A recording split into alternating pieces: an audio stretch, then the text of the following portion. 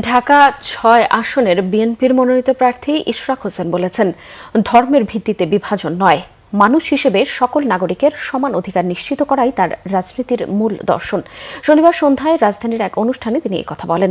এ সময় তিনি আরও বলেন, আগামীতে কোনো ব্যক্তি বা গোষ্ঠী বিএনপি কিংবা অন্য কোনো দলের নাম ব্যবহার করে অবৈধ স্থাপনা, ফুটপাত দখল কিংবা চাঁদাবাজি করলে কঠোরভাবে তা দমন করা হবে।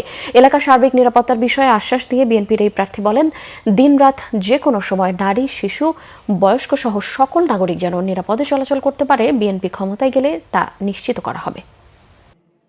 রাস্তার উপরে বা অন্য রাস্তার উপরে অবৈধ স্থাপনা বা দোকানদারদের থেকে চাঁদাবাজি বা ফুটপাত দখল করা বা এই ধরনের কর্মকাণ্ডে যারা লিপ্ত হয়েছেন বা আমাদের নাম, দলের নাম অতীতে ব্যবহার করেছেন বা অন্য যে কোনো দলের নাম যদি আগামীতে ব্যবহার করা হয়ে থাকে, সেটা আমরা অবশ্যই, আমি যদি দায়িত্বশীল জায়গা থেকে চিন্তা করি, অবশ্যই সেটাকে আমি কোনোভাবেই অ্যালাউ করবো না।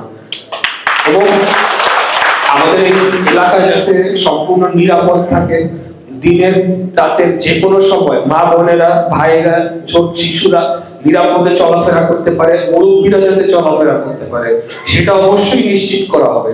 এটার কোনো অন্য কোনো ব্যতিক্রম বা ব্যত্যয় অবশ্যই হবে না, এতটুকু আপনারা আমার থেকে নিশ্চয়তা পেতে পারেন।